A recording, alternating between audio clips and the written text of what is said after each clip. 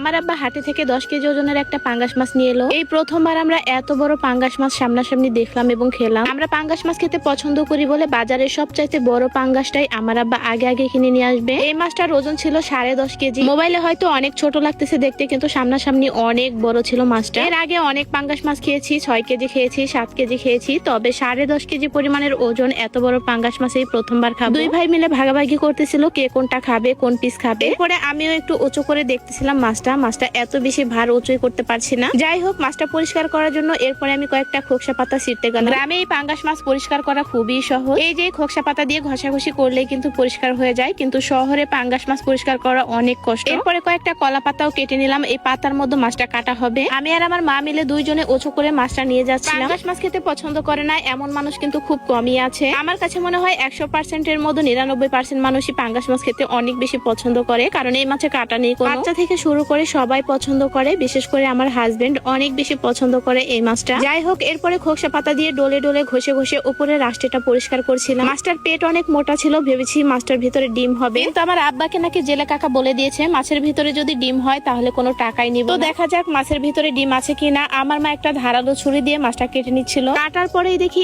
এত বড় একটা ডিম বের হয়েছে, আর এই ডিমের ওজনই মনে হয় 2 কেজি পরিমাণ হবে। আমি আর আমার মা মিলে দুইজনে ছুরি দিয়ে মাছটা কেটে নিলাম প্রথমে। পরে আমার মা ছোট ছোট পিস করে বটিদা দিয়ে কেটে নিচ্ছিল। মাকে বলছিলাম একটু ছোট ছোট পিস করতে, কারণ এর ভিতরে মশলা না ঢুকলে এই মাছ খেতে মজা লাগবে না। যদিও আমি মাছের ডিম খেতে অনেক বেশি পছন্দ করি, এই মাছের ডিমগুলো পেঁয়াজ দিয়ে ভাজি করলে অনেক মজা লাগে খেতে। যাই হোক, মাছটা কিন্তু কাটা হয়ে গিয়েছে। এই যে দেখেন, ফেসবুকে এখন মোস্ট ভাইরাল একটি প্রোডাক্ট এই গ্লোমিনাসের আল্ট্রা গ্লো সোপ সাবানটি। আমি কিন্তু কিছুদিন পর পরই এই সাবানটার রিভিউ দেই। আপনারা যারা এই সাবানটা রেগুলার ইউজ করে কমেন্টে অনেক ভালো ভালো রিভিউ দেন, তাদের রিভিউ দেখে আমার খুবই ভালো লাগে। যারা কিনা ভালো মানের একটা হোমমেড সাবান নিতে চাচ্ছেন, এই গ্লোমিনাসের আল্ট্রা গ্লো সোপ সাবানটি বেস্ট একটা প্রোডাক্ট। স্কিনে থাকা ব্রণ, মেস্তা, কালো দাগ, রোদে পড়া দাগ এবং কি হোয়াইট হেডস, ব্ল্যাক হেডস সবকিছুই কিন্তু দূর হয়ে যায় এই একটা মাত্র সাবান ব্যবহার করলে। আমার স্কিনে কিন্তু অনেক কালো কালো দাগ ছিল, সবকিছুই কিন্তু চলে গিয়েছে এই সাবানটা রেগুলার ইউজ করে। স্কিনে থাকা ময়লাগুলো একদম ভেতর থেকে পরিষ্কার করে। যারা এই গ্লোমিনাসের আল্ট্রা গ্লো সোপ সাবানটি নিতে চাচ্ছেন, গ্লোমিনাস ফেসবুক পেজে পেয়ে যাবেন। ক্যাপশনে পেজ লিংকটা মেনশন করে দেবো, হোয়াটসঅ্যাপ নাম্বারটাও দিয়ে দিচ্ছি এখানে। এই সাবানটা কিন্তু শুধুমাত্র গ্লোমিনাস ফেসবুক পেজেই পাবেন।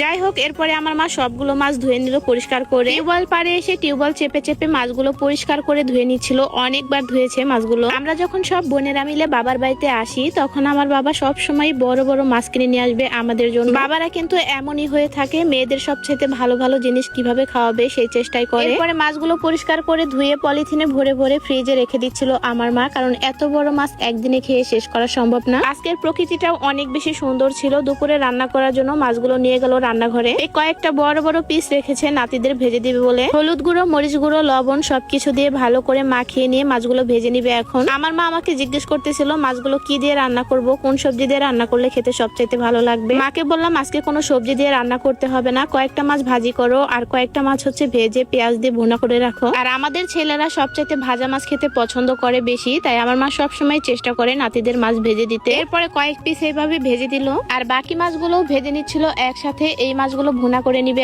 তেলের মধ্যে দিয়ে দিল পেঁয়াজ, এরপর দিয়ে দিল কাঁচা মরিচ। এবার কিছুক্ষণ নেড়ে চেড়ে ভেজে নিবে। এর মধ্যে দিয়ে দিল আস্ত জিরা ফোড়ন। এরপরে এখানে দিয়ে দিল আদা রসুন বাটা, তার সাথে দিয়ে দিল পরিমাণ মতো হলুদ গুঁড়ো, মরিচ গুঁড়ো, ধনিয়া গুঁড়ো, লবণ সবকিছু দিয়ে এবার কিছুক্ষণ নেড়ে চেড়ে কষিয়ে নিয়ে এর মধ্যে মাছগুলো ঢেলে দিল। এরপরে পানি দিয়ে ঝোল দিয়ে দিল। এখন কিছুক্ষণ সময় নিয়ে রান্না করে নিবে। আর মাটির চুলায় রান্না করলে কিন্তু যে কোনো তরকারি খেতে অনেক মজা হয়। তরকারিটা যখন বলক উঠে এসেছে তখন কিন্তু জিরা গুঁড়া দিয়ে দিল। আরেকদিকে কিন্তু দুই ভাই মিলে ভাজা মাছ খাচ্ছিল। আর আজকে হঠাৎ করে না বলেই আমার শ্বশুর শাশুড়ি চলে এসেছে আমার বাবার বাড়িতে, তাদের নাতিকে দেখতে এসেছে। আর এখানে দুইজনকেই কিন্তু ভাজা মাছ খাইয়ে দিচ্ছিল। অনেকেই জিজ্ঞেস করেন তাদেরকে কেন ক্যামেরায় আনি না, তাদেরকে কেন দেখাই না। আসলে তারা ক্যামেরার সামনে আসতে ইচ্ছুক না, তাই তাদেরকে দেখায় না। যাই হোক, আমার মায়ের কিন্তু রান্না হয়ে গিয়েছে। আর তরকারিটা দেখতেও কতটা লোভনীয় হয়েছে। এই যে দেখেন, পুরো মাংসের মতো লাগছে দেখতে। তরকারির কালারটাও কিন্তু অনেক সুন্দর হয়েছে। আরেকদিকে কিন্তু আমার মা কবুতরের মাংস রান্না করেছিল। দুপুরের দিকে আমরা গরুর মাংস দিয়ে ভাত খেয়েছিলাম, আর রাতে কিন্তু আমরা পাঙ্গাস মাছ দিয়ে ভাত খেয়েছি। পাঙ্গাস মাছটা খেতে